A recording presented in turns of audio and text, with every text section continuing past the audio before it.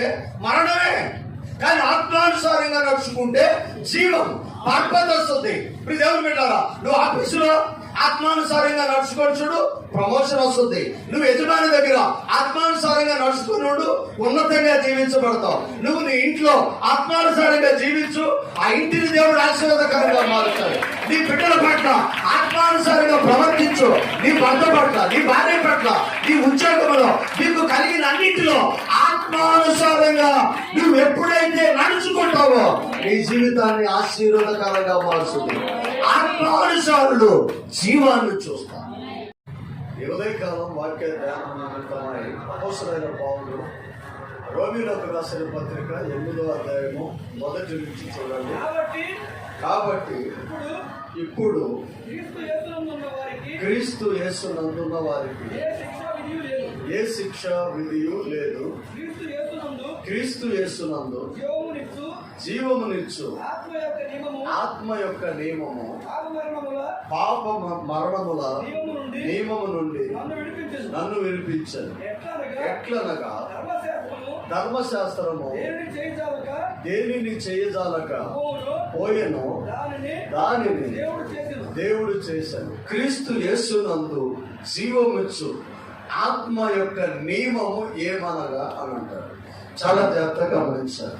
క్రీస్తు యేసునందు జీవమిచ్చు ఆత్మ యొక్క నియమము పాపము నియమముల నుండి మనలను విడిపించను అని అంటాడు. అలాంటి కిందకు వచ్చిన తర్వాత ఆయన ఏమంటాడో, ధర్మశాస్త్రము దేనిని చెయ్యకపోయానో అది ఎవరు చేశారు? దేవుడు చేశాడు. అవ్వ ఆదాము పాపము చేసి దేవుడు అనుగ్రహించు మహిమను పొందలేక వారు లోకంలోనికి నెట్టివేయబడ్డారు. శాపం వచ్చింది, రోగం వచ్చింది, మరణం వచ్చింది, తద్వారా నరకం వచ్చింది. ఈ నరకమును తప్పించుకోవటం కోసం మానవాళి వివిధ ప్రయత్నాలు చేస్తూ ఉన్నారు. అందరికీ నరకం ఉంది. ఎవరికి? ఏ దేవుణ్ణి ఆరాధన చేసినా వాళ్ళు ఏమనుకుంటారు అంటే స్వర్గము, పరలోకము, పరములకు వెళ్ళాలనేది అన్ని సిద్ధాంతాలు చెబుతున్న మాటే. ప్రియ దేవుని బిడ్డారా, నరకం ఉందని చెప్తారు, దేవుడు ఉన్నాడని చెప్తారు, దేవుణ్ణి ఆరాధన చేయమంటారు, దేవుణ్ణి వెంబడించమంటారు, దాన ధర్మాలు చేయాలి, నీతిగా ఉండాలి. ఇవన్నీ కూడా అన్ని మత గ్రంథాలు మనకేం చేస్తా ఉంటాయి? బోధిస్తూ ఉంటాయి. అన్ని ఏ మత గ్రంథం కూడా ఎదటి వాళ్ళకి అన్యాయం చేయకూడదు, వేరే వాళ్ళది దోచుకోకూడదు, నీతిగా బ్రతకాలి. నీతిగా బ్రతకటం కోసం ఏవో త్యాగాలు చేస్తూ ఉంటారు. స్వర్గం చేరుకోవాలి. స్వర్గం చేరుకోవాలి అంటే ప్రియ దేవుని బిడ్డారా, దానికి వాళ్ళు ఏం చేస్తారంటే దానాలు చేస్తూ ఉంటారు, ధర్మాలు చేస్తూ ఉంటారు. మనం దేవుని బిడ్డలం, దేవునితో ఉంటున్నాం. అయితే ఇక్కడ ఏమంటాడంటే ధర్మశాస్త్రము చేయని దానిని దేవుడు చేశాడు అని అంటాడు. దేవుడు లోకమును ప్రేమించి ఆయన అద్వితీయ కుమారుడైన యేసు ప్రభుని మనకి బహుమానంగా ఇచ్చాడు. ఆయన మనకి బహుమానం అంటే ధర్మశాస్త్రము ఏదైతే చేయలేకపోయిందో ప్రియ దేవుని బిడ్డారా, అది దేవుడు చూశాడు. వారు ధర్మాలు చేస్తున్నారు, యజ్ఞాలు చేస్తున్నారు, యాగాలు చేస్తున్నారు, భూదానము, గోదానము, అన్నదానము, అవయవ దానము, పరలోకాన్ని చేరుకోవాలని గాయాలు చేసుకునేవారు, శరీరాన్ని హింసించుకునేవారు. అలాగే ప్రియ దేవుని బిడ్డారా, తనను తానుగా పూర్తిగా దేవునికి సమర్పించుకునేవాడు, ఆస్తులు ఇచ్చేవాడు, బిడ్డలు ఇచ్చేవాడు, బలిదానాలు ఇచ్చేవాడు. వీటన్నిటిని మనం చూస్తూ ఉన్నాం. అయినా స్వర్గం ఉంది, కానీ స్వర్గానికి మార్గం బైబిల్లో ఉంది. స్వర్గం ఉంది, కానీ ఆ వెంబడించే విధానం యేసయ్య చెప్పాడు. ప్రియ దేవుని బిడ్డలారా, ఎవరైతే ప్రభువుని అంగీకరించి ఆయన చిత్తానికి లోబడి ఆయన వాక్యమును నెరవేరుస్తారో వారి జీవితంలో యేసయ్య అద్భుతాలు చేసేవాడై ఉన్నాడు. ఇక్కడ అదే మాట్లాడుతాడు. ప్రియ దేవుని బిడ్డలారా, ధర్మశాస్త్రము దేనిని చేయలేదో అది దేవుడు చేశాడు. ఏం చేశాడు? శరీరమును అనుసరింపక ఆత్మను అనుసరించి నడుచుకోవాలి. మనం భక్తిలో ప్రార్థన చేస్తాం. నిత్య జీవితంలో ప్రతి నిత్యము మనం మన లోకంలోకి వెళతా ఉంటాం. లోకంలోకి వెళ్ళినప్పుడు మనకి తరచు నిలబడే మాట ఏంటంటే నువ్వు మనస్సాక్షి ప్రకారం మాట్లాడు, మనస్సాక్షి ప్రకారం బ్రతుకు, మనస్సాక్షి ప్రకారం నిర్ణయం తీసుకో, నీ యొక్క ఆత్మ నీకు ఏది చెప్తే అది ఇను అని మాట్లాడతాడు. శరీరం చెప్పినట్టుగా ఏ మనిషి కూడా వినకూడదు. శరీరం దేవుని బిడ్డారా భూ సంబంధమైనది. శరీరానుసారంగా మనం ఎందుకు అనుసరించలేక నడవకూడదు, శరీర సిద్ధాన్ని మనం ఎందుకు మన జీవితంలో నెరవేర్చకూడదు అంటే శరీరం భూ సంబంధమైనది. శరీరం అది ఎక్కడ కొరకు ఉంటుందంటే ఏం తిందాం, ఏం తాగుదాం, ఏం ధరిద్దాం, ఎలా సుఖంగా ఉందాం, ఎలాగా ఈ శరీరాన్ని సుఖపెట్టాలి. దేవుని బిడ్డారా ధరించే విషయంలో, తినే విషయంలో, సుఖపెట్టే విషయంలో శరీరం ఎక్కువగా ఆసక్తి చూపిస్తుంది.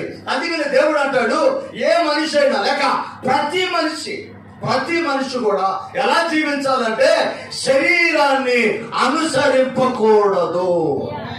ఏ మనిషి కూడా మీ దేవుని బిడ్డారా నీ జీవితంలో నువ్వు ఉన్నతమైన స్థితిని చూడాలి అంటే, నువ్వు దేవుని దగ్గరికి లేక ఆయన పరలోకానికి వెళ్ళాలంటే, ఆయన కుడిపార్శ్వమందు కూర్చోవాలంటే, నీవు దేవుని బిడ్డారా నీ జీవితంలో నువ్వు చేయవలసిన మొట్టమొదటి పని ఏంటంటే నీ శరీరము చెప్పినట్లుగా నీవు వినకూడదు. ఉదయాన్నే లేచి శరీరం ఏం కోరింది, ఏం తినాలి, ఏం వండుకోవాలి, ఏం ధరించాలి, ఇదే కోరింది.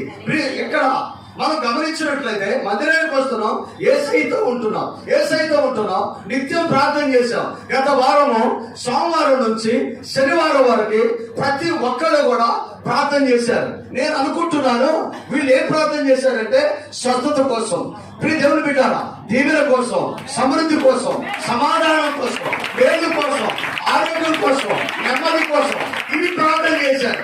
ఇవన్నీ దేనికి? ఇవన్నీ శరీర సంబంధమైనవే. కానీ దేవుని బిడ్డారా ఆయన అంటున్నాడు శరీరమును అనుసరింపగా దేవుని బిడ్డలు ఒక వ్యక్తి ఎక్కాలి శరీర సంబంధమైన ఆలోచనలు కాదు, కానీ ఆత్మ సంబంధమైన నియమము కిందకి మనము రావాలి. ఆమేన్. నువ్వు దేవుని బిడ్డవైతే, దేవునితో నడిస్తే, దేవుని అభిషేకం నీ మీద ఉంటే, ఆయన రక్తంతో కడగబడితే, ఆయన నిన్ను కొట్టే, ఆయన మంత్రులు నీ మీద ఉంటే, నువ్వు ఏమి లేకపోయినా ఆయన చిత్తాన్ని నువ్వు జీవితంలో నెరవేరుస్తావు. మన ఆలోచన ఎలా ఉంటుందంటే మన ఆలోచన శరీరానుసారంగానే నడుచుకోవడానికి ఇష్టపడతాం. కానీ ఇక్కడ ఏమంటున్నాడు దేవుడు ధర్మశాస్త్రము దేనిని చేయలేదు అది దేవుడు చేశాడు. ఏం చేశాడంటే దేవుడు బిడ్డారా ప్రతి మనుషుడు కూడా శరీరానుసారంగా నడవద్దు. ఎవరు నేను ఇక్కడ ఫోన్ వదిలేసి వెళ్ళానండి, శరీరానుసారమైన మనసు ఎలా ఉంటుంది అంటే నేను ఇక్కడ ఫోన్ వదిలేసి పైకి వెళ్ళా, మాస్టర్ గారు లేదు ఫోన్ తీసుకుని వెళ్ళిపోవాలి ఓ మనసు. ఎస్ సార్ నువ్వు అవునా? లేదు ఇది మాస్టర్ గారి ఫోను, దీన్ని తీయకూడదు, దేవుని నియమం ఇది కాదు, ఎదటి వాళ్ళు దొంగిలించకూడదు అని ఉంది కదా. నేను మాస్టర్ గారు చూడకపోయినా ఎవరు చూస్తున్నారు? యేసయ్య చూస్తున్నాడు. అందుకని ఇది తీయకూడదు అని ఒక ఆత్మ మనతో మాట్లాడింది. అది దైవ సంబంధమైన ఆత్మ. మోసగించకూడదు, దొంగిలించకూడదు, అబద్ధం ఆడకూడదు, నరహత్య చేయకూడదు, వ్యభిచరించకూడదు. ఈ శరీర సంబంధమైన వాటిని మనుషుడు గెలవాలి. శరీరం ఎలా ఉంటుందంటే ఎంతైనా పర్లేదు ఈరోజు బిర్యానీ వండుకోవాలి. దేవుని బిడ్డారా దేవుని చిత్తాన్ని ఎరిగిన వాడు, దేవుని బిడ్డలు వీటి గురించి ఆలోచన చేయడం. రేపు తెల్లవారుజామున దేవుని సన్నిధికి వెళ్ళబోతున్నాడు.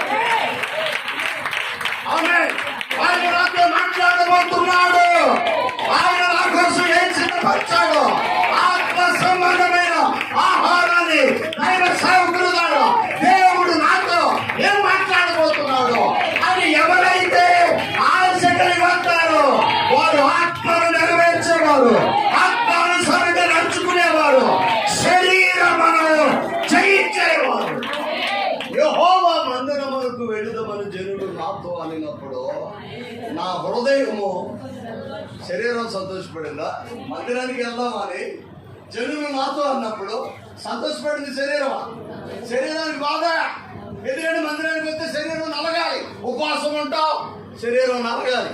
మందిరానికి వస్తే సామాన్యంగా ఉండాలి. దేవుని బిడ్డలారా ఎలా పడితే అలా ఉండటానికి వీల్లేదు. మందిరానికి వస్తే పరిశుద్ధంగా ఉండాలి, నీతిగా ఉండాలి, అబద్ధం ఆడకూడదు, మోసం చేయకూడదు. ఇది దేవుని బిడ్డలారా దేవుని నియమానికి వ్యతిరేకంగా కనబడతా ఉంది. అంటే దేవుని బిడ్డలారా వీటికి భిన్నంగా ఎప్పుడైతే ఉంటామో దేవుని చిత్తమో వారి జీవితంలో నెరవేర్చేదరు.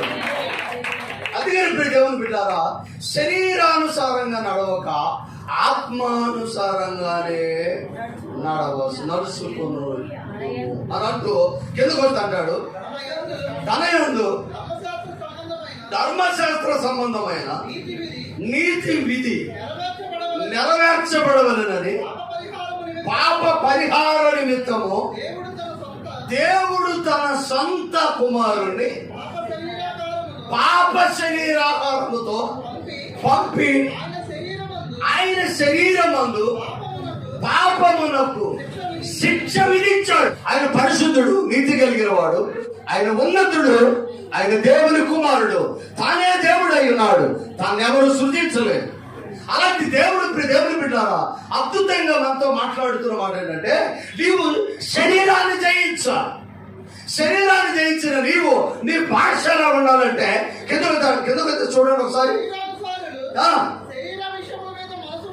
మనసువంతుడు, ఆత్మానుసారులు ఆత్మ విషయం మీద మనసు పెడతారు. అంటే దేవుని బిడ్డారా, ఇక్కడ మనం రెండు వర్గాలు చూస్తాం.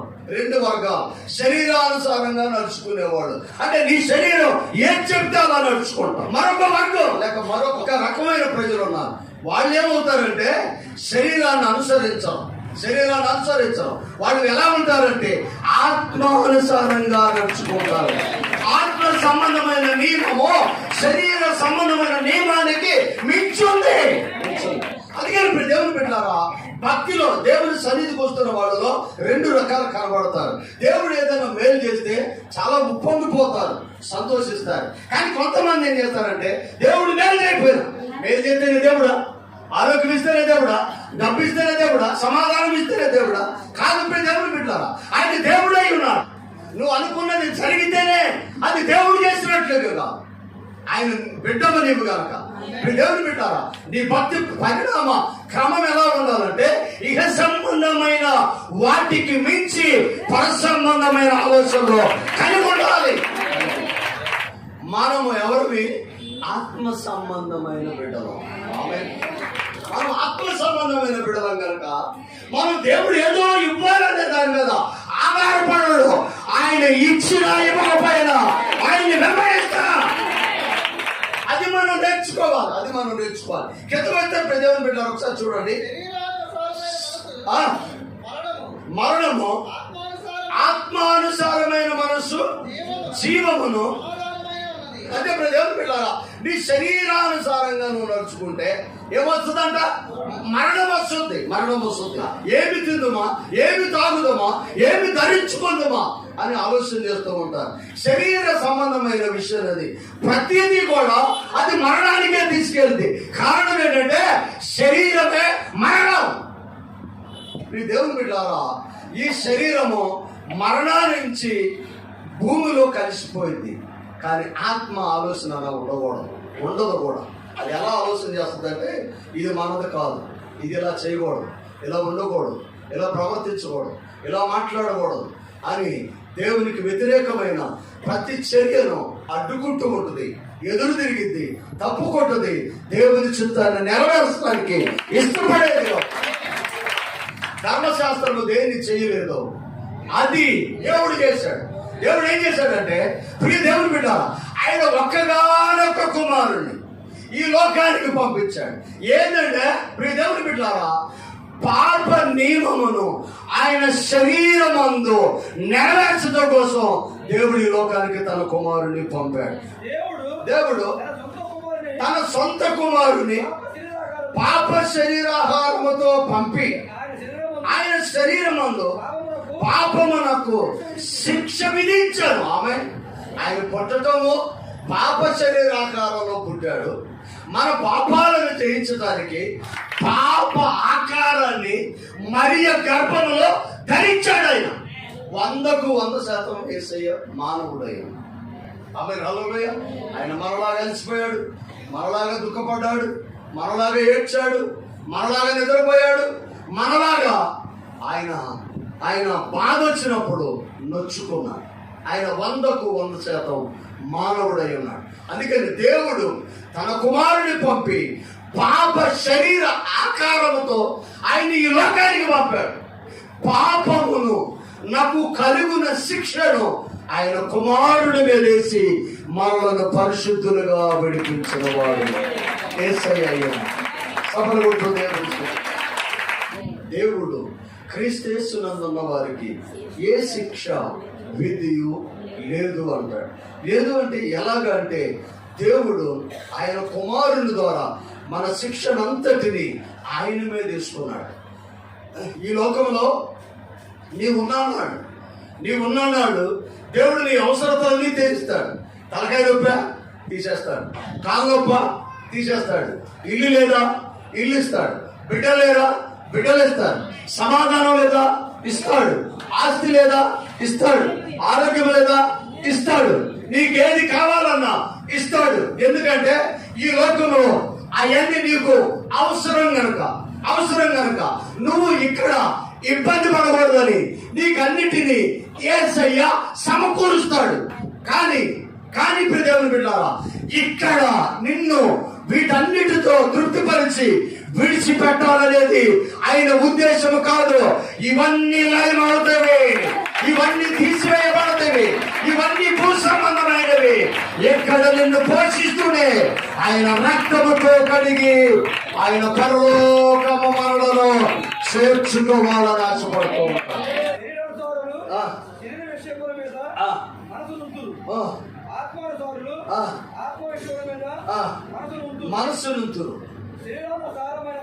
మనస్సు మరణము, ఆత్మానుసారమైన మనస్సు జీవము. రెండు పద్ధతులు. నువ్వు శరీరానుసారంగా నడుచుకుంటే మరణమే, కానీ ఆత్మానుసారంగా నడుచుకుంటే జీవం, పర్పత వస్తుంది. ఇప్పుడు దేవుని పెట్టాలా, నువ్వు ఆఫీసులో ఆత్మానుసారంగా నడుచుకొని చూడు, ప్రమోషన్ వస్తుంది. నువ్వు యజమాని దగ్గర ఆత్మానుసారంగా నడుచుకున్నాడు, ఉన్నతంగా జీవించబడతావు. నువ్వు నీ ఇంట్లో ఆత్మానుసారంగా జీవించు, ఆ ఇంటిని దేవుడు ఆశీర్వాదకరంగా మారుస్తాడు. నీ బిడ్డల పట్ల ఆత్మానుసారంగా ప్రవర్తించు, నీ భర్త పట్ల, నీ భార్య పట్ల, నీ ఉద్యోగంలో నీకు కలిగిన అన్నింటిలో ఆత్మానుసారంగా నువ్వు ఎప్పుడైతే నడుచుకుంటావో నీ జీవితాన్ని ఆశీర్వాదకరంగా మారుస్తుంది. ఆత్మానుసారులు జీవాన్ని చూస్తారు, కానీ శరీరానుసారులు ఏం చేస్తారు? మరణాన్ని చూస్తారు.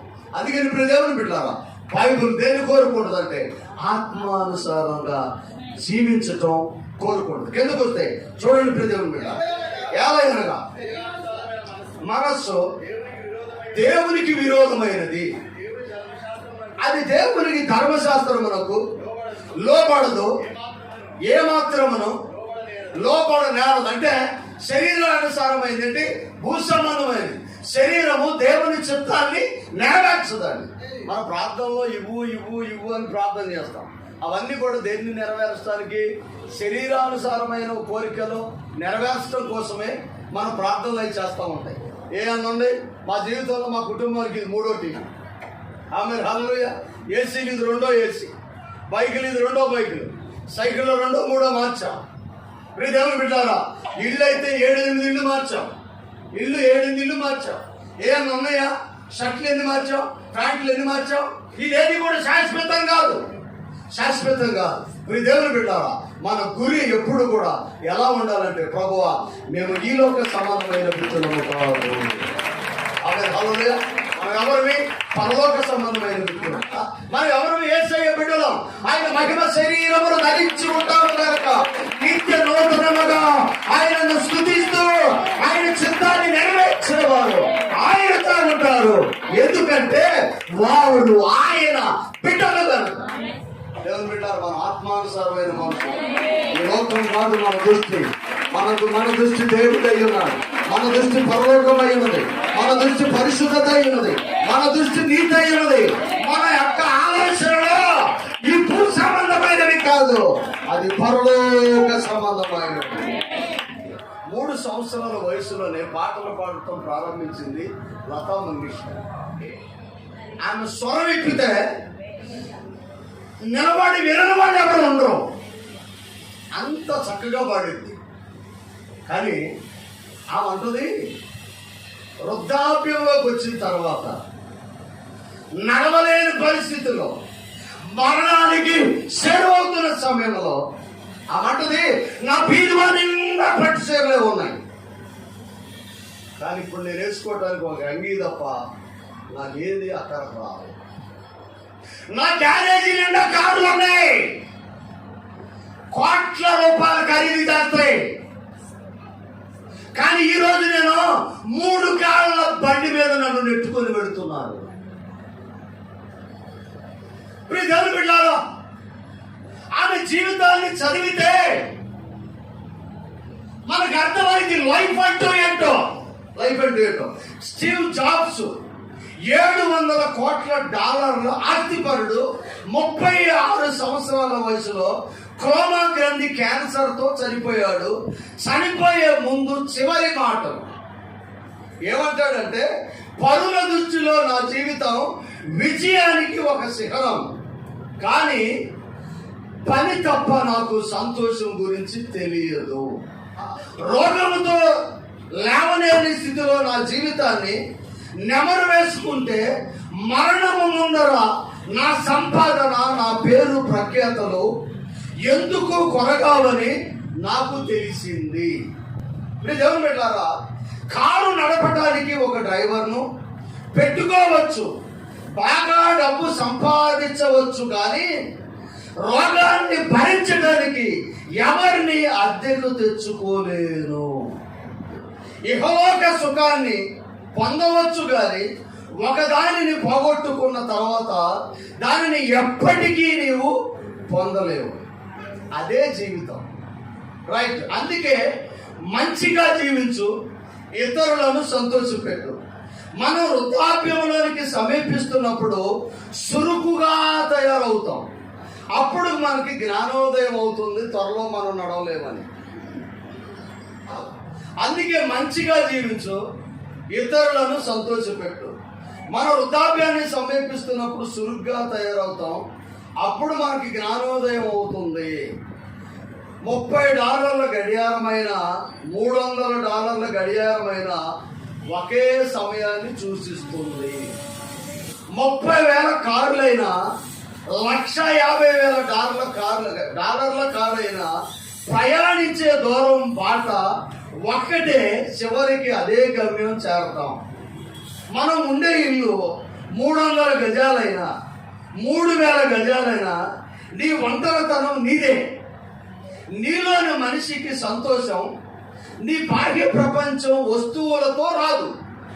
నువ్వు మామూలు క్లాసులో ప్రయాణం చేసినా, ఫస్ట్ క్లాసులో ప్రయాణం చేసినా, విమానం ప్రమాదం జరిగినప్పుడు నువ్వు కూడా చచ్చిపోతావు.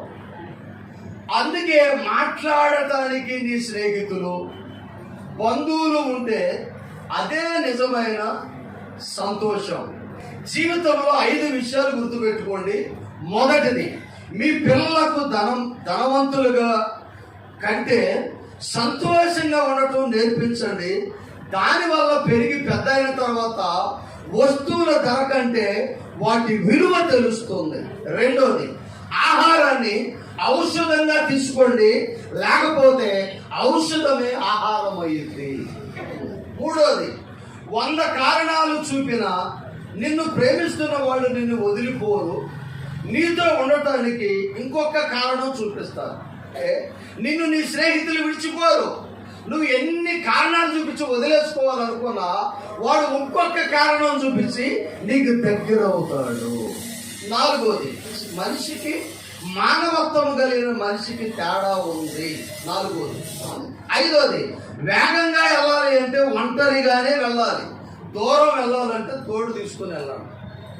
చివరిగా వీటిని గుర్తుపెట్టుకో: వెలుతురు, ఆహారము, విశ్రాంతి, వ్యాయామము, స్నేహితులు మరియు నీపైన నీకు విశ్వాసం. నీ జీవితంలోని ప్రతి మలుపులో వీటిని గుర్తుపెట్టుకో. ప్రియ దేవుని బిడ్డలారా, ఆత్మానుసారమైన బిడ్డలు కూడా అలాగే ఉండాలి. శ్రమ వచ్చినప్పుడు కుంగిపోవటం, తలకాయ వచ్చినప్పుడు కుంగిపోవటం, పంట నొప్పి వచ్చినప్పుడు కుంగిపోవటం, జబ్బు చేసినప్పుడు కుంగిపోవటం, అప్పు అయితే కుంగిపోవటం, వేదనైతే కుంగిపోవటం, ఇలాగెప్పుడు కూడా దేవుని బిడ్డలు ఉండకూడదు. నా యేసయ్య గొప్పవాడు. ఆయన ఖచ్చితంగా నన్ను విడిపిస్తాడు. ఆయన ఉన్నత స్థలముల మీద నన్ను నడిపించేవాడు. ఇప్పుడు దేవుని బిడ్డారా, ఆత్మానుసారంగా మనం నడుచుకోవాలి. నువ్వు దేన్ని నెరవేరుస్తున్నావు? నీ శరీరాన్ని నీ జీవితంలో, నీ శరీర చిత్తాన్ని నీ జీవితంలో నెరవేరుస్తున్నావా? నీ ఆత్మానుసారంగా నువ్వు నడుచుకుంటున్నావా? ఒక్కసారి గుర్తుపెట్టుకో, శరీరానుసారంగా నడుచుకుంటే అవ్వ ఆదాములాగా అయిపోతాం. శరీరానుసారంగా నడుచుకుంటే కయ్యేరులాగా అయిపోతాం. శరీరానుసారంగా నడుచుకుంటే శాంసోను వలె అయిపోతాం. శరీరానుసారంగా నడుచుకుంటే సౌలు వలె అయిపోతాం.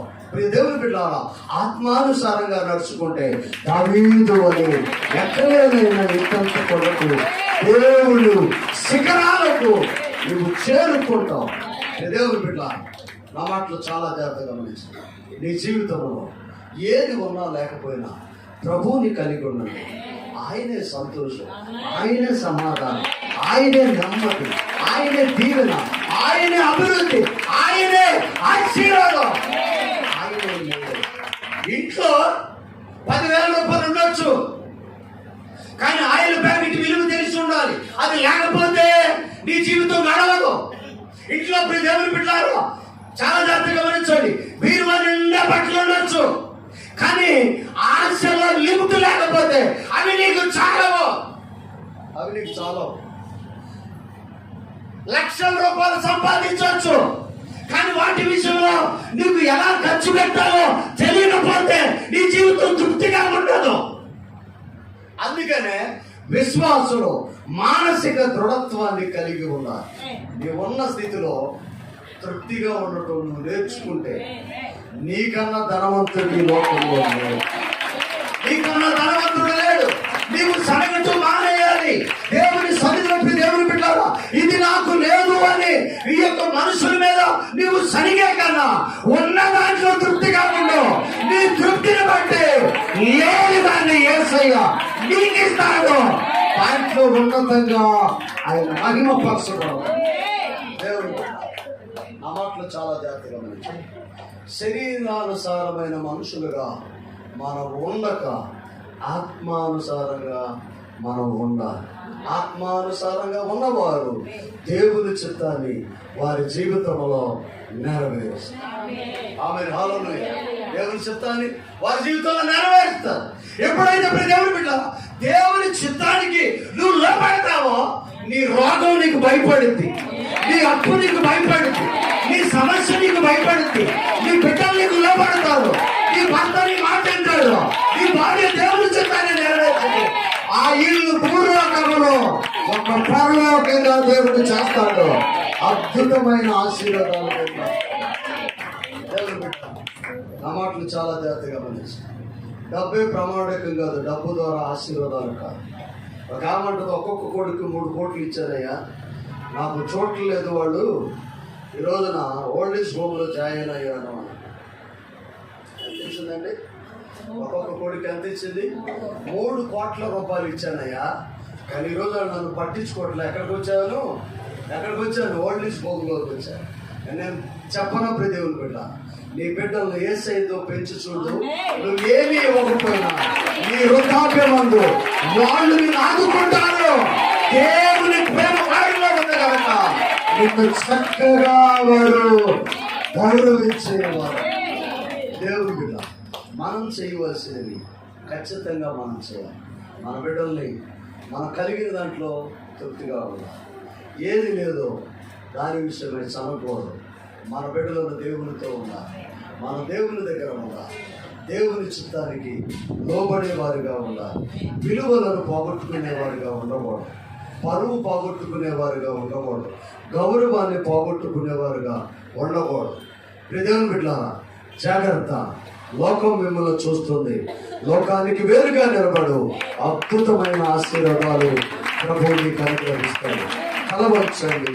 ప్రార్థన. ప్రేమ కలిగిన దేవా, నీ స్తోత్రం. శరీరానుసారముగా కాకోకుండా ఆత్మానుసారంగా నడుచుకునే కృపను దయచేయండి. ఆత్మానుసారమైన బిడ్డలు, దేవుని బిడ్డలు, దేవుని చిత్తాన్ని వారి జీవితంలో నెరవేర్చేవారు. యేసయ్య శరీరానుసారమైన బిడ్డలుగా కాకోకుండా ఆత్మానుసారమైన బిడ్డలుగా ఈ బిడ్డలు ఉండే కృపను దయచేయండి. ఇక్కడున్న ప్రతి వారిని మీరు దర్శించండి. వారి వ్యాపారాలు, వారి చేతులెత్తులు, వారి పనులు, వారి ప్రయత్నాలు, వారికి దేవ ఏ అవసరం ఉందో వాటన్నిటిని తీసివేయండి. దేవ ఈ నెల వచ్చే నెల ఎగ్జామ్ అయిపోతున్న బిడ్డలు అయ్యా సిద్ధపడుతున్నారు. ప్రతి బిడ్డకు వారి వారి క్లాసులో విజయాన్ని ఇవ్వండి. ఉద్యోగ వ్యాపారాలు చేస్తున్న వారిని దీవించారు. ఇప్పుడు ఎక్కడ ఎవరైనా అసంతృప్తిగా నాకు ఇది లేదు అని ఎవరైనా ఉంటే వారిని మీరు దర్శించి అన్ని నీవై అన్నిటా నీవై వారి కొదవలలో నీవుండి సమృద్ధి అనుభవంలోనికి వారిని నడిపించారు. వారికి కలిగిన దాంట్లో తృప్తిని వారికి ఇవ్వమని సమస్త ఘనత మహిమ ప్రభావములు మీకు ఆరోపించుకుంటూ ఈయన వాక్యము వారి జీవితంలో ప్రభావితంగా మార్చమని యేసు శ్రేష్ఠ నామమున అడిగి వేడుకొనుచున్నాము తండ్రి. ఆమేన్. ఆమేన్. అందరికీ